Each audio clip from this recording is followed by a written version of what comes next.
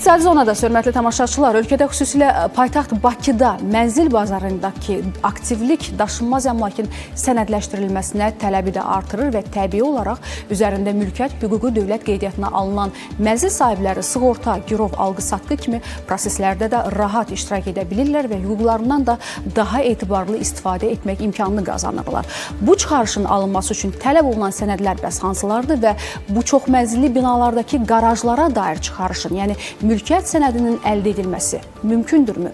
Suallarımızı Əmlak Məsələləri Dövlət Xidmətinin tabeliyində Daşınmaz Əmlakın Dövlət Kadastrı və Reyestri Publik Hüquqi Şəxsinin Hüquq Departamentinin direktoru Lalə Əkbərova cavablandıracaq. Axşamınız xeyirli olsun Lalə xanım, xoş gəlmisiniz. Çox sağ olun, axşamınız xeyir olsun. Lalə xanım, MTK-lar və MMC-lər tərəfindən inşa olunan çox mənzilli yaşayış binalarında yalnız mənzillər deyil, həmçinin qarajlar da var və maraqlıdır ki, sakinlər tərəfindən qarajlara dair çıxarışın, yəni mülkiyyət sənədinin əldə edilməsi qanunla mümkündürmü? Mənzil Məcəlləsinin 35.1-ci maddəsində qeyd olunub ki, çox mənzilli yaşayış binasında yerləşən mənzillərin hissəsi olmayan və bir neçə sahəyə xidmət göstərən obyektlar mülkiyyətçilərin ümumi paylı mülkiyyətindədir.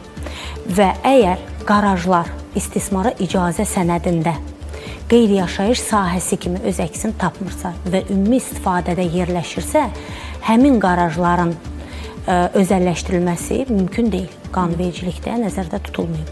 Lakin bəzi hallarda çoxmənzilli yaşayış binasının istismara icazə sənədində həmin qarajlar qeyri-yaşayış sahəsi kimi öz əksini tapırlar.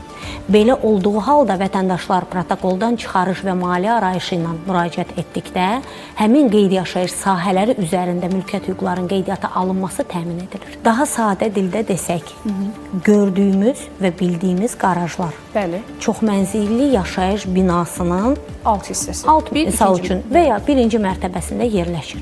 Biz bunu görürük qaraj olaraq və ya ümumi istifadə olaraq. Lakin biz qurum olaraq onun hüquq-müəyyənci hissəsinə baxırıq. Çoxmənzilli yaşayış binasını inşa etmək üçün bir sıra qurumdan keçir və yekun sənəd verilir. İstismara icazə sənədi. O sənəddə gördüyümüz sahə necə öz əksini tapırsa, qeydiyyatın aparılması o qaydada həyata keçirilir. Sənəddə o sahə necədir? Qurumlar, istismara icazəni verən qurumlar o sahəni necə görür?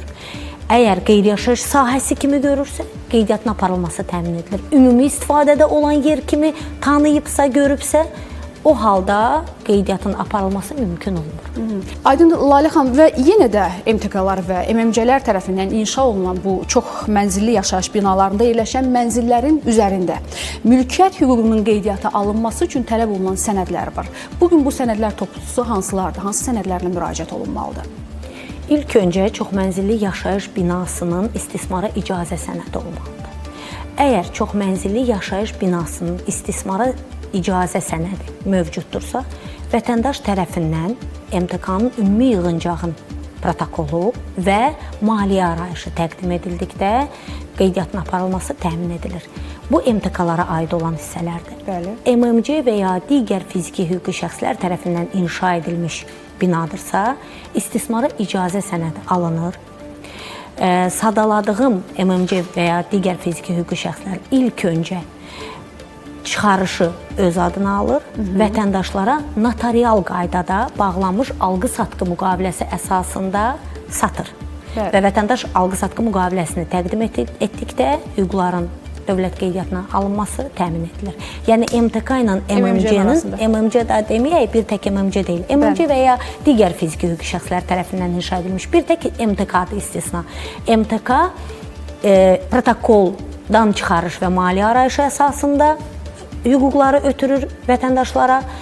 Lakin digər MMC və ya digər fiziki və hüquqi şəxslər tərəfindən inşa edilmiş çoxmənzilli yaşayış binasında ilk öncə öz adlarına çıxarış alınır və vətəndaşlara alqı-satqı notarial qaydada bağlanmış alqı-satqı müqavilə əsasında satılır.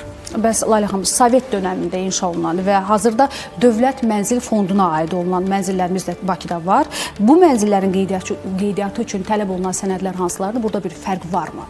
Bəli, əlbəttə ki var. Daşınmaz əmlakın dövlət reyestri haqqında qanunun 8-ci maddəsində bu sənədlər sadalanır və öz əksini tapır.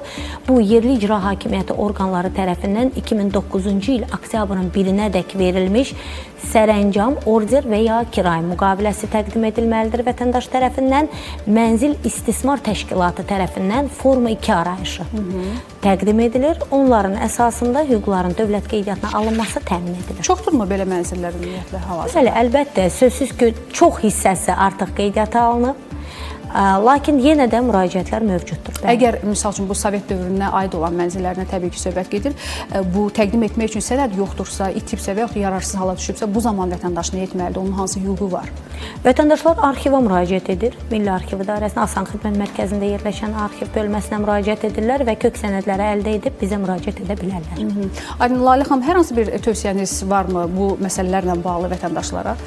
Vətəndaşlara tövsiyəm odur ki, mən keçən verilişdə də dedim, icazə versəz təkrarlayım. Vətəndaşlar özləri şəxsən bizim quruma müraciət etsinlər. Heç bir vasitəçidən istifadə etməsinlər, heç bir vədlərə inanmasınlar. Bizim qurumumuzun nümayəndələri çox ətraflı vətəndaşlara izah da verir, yol da göstərir. Eyni zamanda vətəndaşlar daşınmaz əmlak əldə etdikdə çıxarışlı daşınmaz əmlak əldə etsinlər. Əgər MTK-dan bina alırlarsa və ya çox mənzilli yaşayış binasından mənzil alırlarsa, istismara icazə sənədi ilə bağlı bir məlumat alsınlar. Yəni mütləq araşdırsınlar, maariflənsinlər, Asan Xidmət Mərkəzinə yaxınlaşsınlar, məsləhət alsınlar, ondan sonra hərəkət etsinlər. Və yaxud da birbaşa sizə müraciət etsinlər, saytınızda da kifayət qədər məlumat var. Bəli.